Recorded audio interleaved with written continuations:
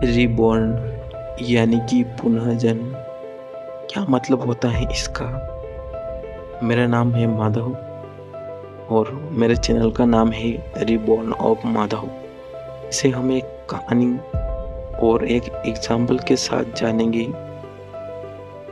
यहाँ मुझे शायद ईगल की जो लाइफ की कहानी होती है उससे अच्छा कोई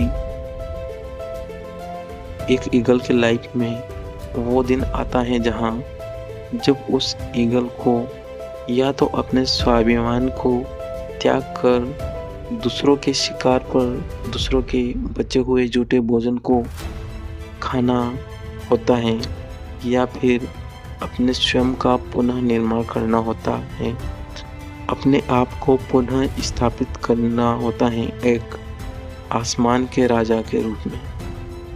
अच्छा, दूसरा रास्ता चुनता है।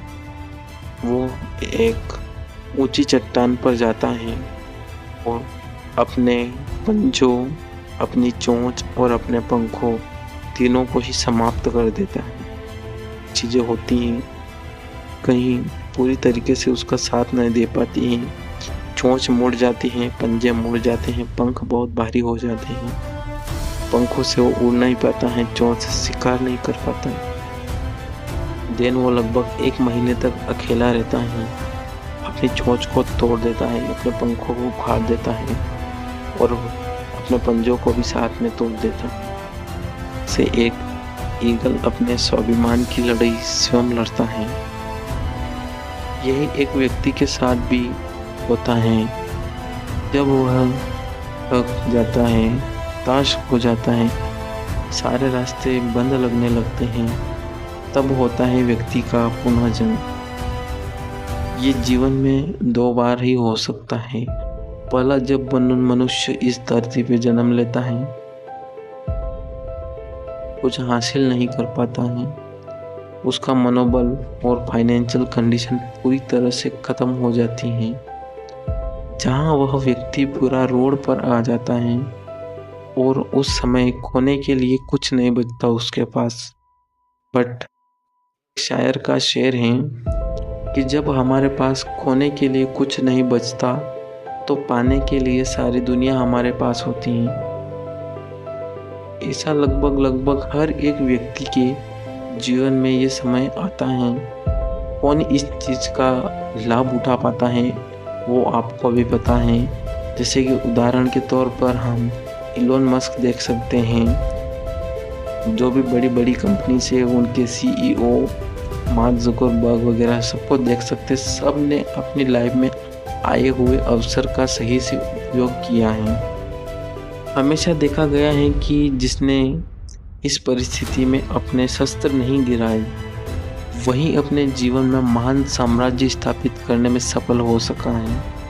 तो मैंने अभी आपको कहानी सुनाई है, ये सेम चीज़ जो है मेरे साथ ही लागू होती है। यस, मैं माधव, मेरे साथ ये सब चीज़ें लागू होती हैं और मेरा भी एक तरीके से वो भी परिस्थिति है जहाँ पर मेरा पुनर्जन्म होने की कगार पे मैं खड़ा हूँ।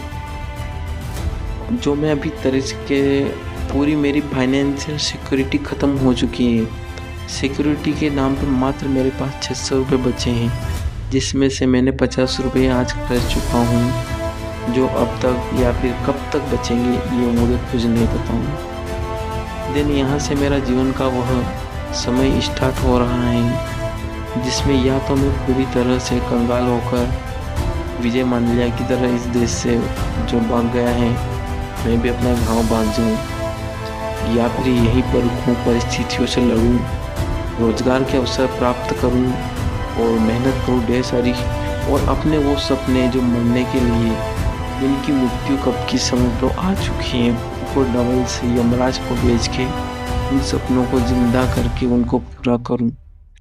ये समय देखने वाला है सर, आपको भी मेरे साथ रहना होगा गाइस। यहाँ मेरा मतलब कि ये मेरे लाइफ चेंजिंग डिसीजन होने वाले हैं। आने वाले कुछ जो दिन हैं जहाँ मेरे पास खोने के लिए कुछ भी नहीं बचा है। मैं आ गया हूँ घर से मेरे पास कोई भी सिक्योरिटी के नाम पे कुछ भी नहीं मिल रहा है, कुछ भी नहीं है, ठीक है, उतना वो सक्षम भी नहीं है कि मेरे को दे सकें।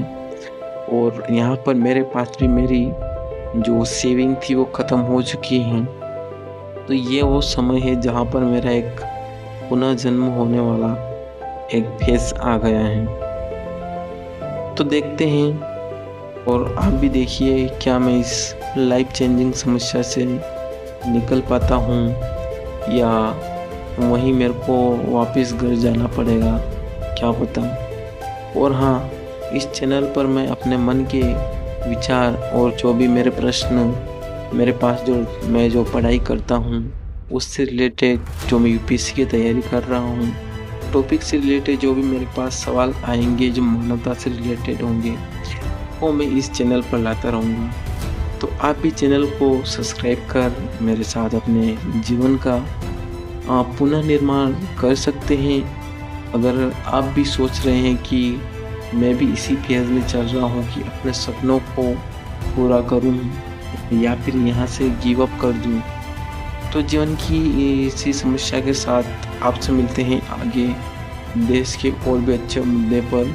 जय हिंद, जय भारत।